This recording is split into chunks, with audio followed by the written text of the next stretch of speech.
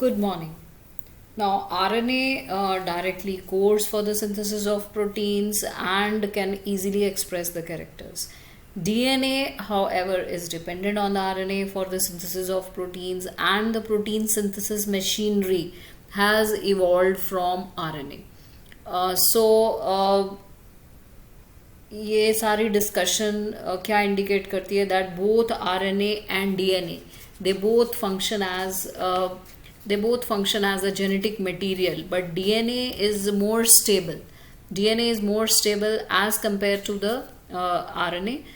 Why? Because it is being more stable for the storage of genetic information, and but for the transformation of the genetic information, RNA is better.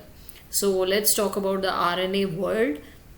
Now एक question arise होता है that which is the first genetic material, either it is DNA or RNA. Now we shall highlight some of the facts and points here according to NCERT book. Now, RNA is the first genetic material. Now, there is enough evidence to suggest that is essential life processes such as metabolism, translation, splicing, etc. They all evolved around RNA. RNA used to act as a genetic material as well as a catalyst, and there are some important biochemical reactions in the living systems that are catalyzed by RNA catalyst. You know what is a catalyst, which speeds up a biochemical reaction. So RNA being a catalyst was reactive and was very unstable. So it was reactive and unstable. So therefore DNA has evolved from the RNA with chemical modifications, so that makes it more stable and being double-stranded, complementarity, double strands further that resist the changes by evolving a process. So DNA has evolved from RNA with the chemical modification. So these are the structures that we have already discussed in the previous presentations. Now, replication. Now, double helical structure DNA का Watson and Crick ने propose किया था, and it was immediately proposed a scheme for the replication of DNA also. And original statement was at follows that it has now escaped our notice that the specific pairing we have postulated immediately suggests possible copying mechanism for the genetic material. It was given by Watson and Crick in 1953. That scheme suggests that two strands would separate. These two strands would separate, okay, and they act as a template for the synthesis of the new complementary strand. And after the completion of the replication, each DNA molecule can have a parental and a one newly synthesized strand. And this scheme was later on termed as semi-conservative DNA replication. So one parental strand and one new strand. So parental and the daughter strands, they are formed. That is semi-conservative mode of DNA replication. Now, experimental proof of this was being proven experimentally that DNA replicates semi-conservatively. So this experiment here will discuss that DNA replicates semi-conservatively, and it was being proved. It was shown first of time in the E. coli, Escherichia coli, and later on in the higher organisms such as plants and human cells also. So Matthew Meselson and Franklin Stahl, they performed this experiment in 1958. Now they grew E. coli in a medium. So they grew E. coli in a medium with NH4Cl, where N15, that is N15 is the heavy isotope of nitrogen, is the only nitrogen source for many generations, and the result was that the N15 was incorporated into newly synthesized DNA as well as other nitrogen containing compounds, and this heavy DNA molecule could be distinguished from the normal DNA by centrifugation. That is, by centrifugation it can be distinguished from the normal DNA by centrifugation in a cesium chloride medium. Now here in the cesium chloride medium, which is a density gradient. Here N15 is not a radioactive isotope, and it can be separated from N14 only on the basis of the densities. So on the basis of the density, we can see where this will be collected: heavier ones at the bottom, lighter ones above, and medium in between. So then they transferred the cells into a medium with the normal N14, normal NH4Cl, ammonium chloride medium, where N14, and they took samples at various definite time intervals as the cells multiplied, and they extracted the DNA that remained as double-stranded helix, and the various samples were separated independently on the cesium chloride gradients to measure the densities of the DNA. Thus, the DNA that was extracted from the culture one generation after the transfer from N15 to N14 medium, that is after 20 minutes.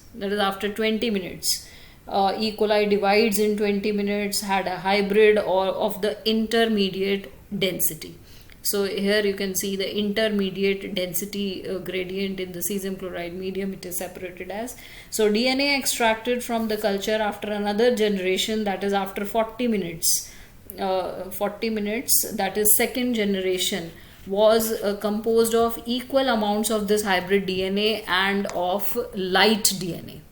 So here after another 40 minutes, we can see that the lighter DNA that is being formed, and it is collected here as the lighter DNA. So if E. coli was allowed to grow for another 80 minutes, then what would be the proportions of the light and hybrid densities, RNA molecules? So very similar experiments involving the use of these experiments, radioactive thymidine bhi use karke a different distribution of newly synthesized DNA in the chromosomes were performed on Viscia faba also, that is faba genes, by Taylor and his colleagues in 1958, and the experiments proved that the DNA in chromosomes also replicate semi-conservatively. Now, can you recall what the centrifugal force is, and think why a molecule with a higher mass density would sediment faster? We know that centrifugal force is a fictitious force. It's the force that appears to act on the object in a rotating reference frame, and it is directed away from the axis of rotation. It doesn't exist when measurements are made in the integral frame of reference. Higher the mass, more gravitational force applies to it. Also, mass and velocity are inversely proportional to each other. Therefore, high mass will sediment faster by centrifugation. Now, if E. coli was allowed to grow for 80 minutes, then what would be the proportion of the light and hybrid densities of the DNA molecule? We know that E. coli bacteria her 20 minutes में divide कर जाता है, so 80 minutes में इसकी 4 generations हम study कर सकते हैं.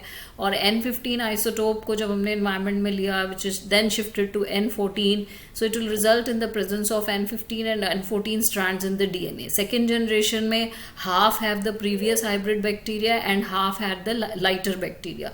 Third generation में hybrid generation will again cut half, that is 25% hybrid and 75% light, that is N14. So fourth generation में हमारे पास 16 copies बन जाएंगी, और उसमें जो hybrid और N14 they will be light only. So radioactive thymidine use करके एक newly synthesized DNA in the chromosome was also performed on Viscia faba, that is faba genes, by Taylor and his colleagues in 1958. Now the machinery and the enzyme.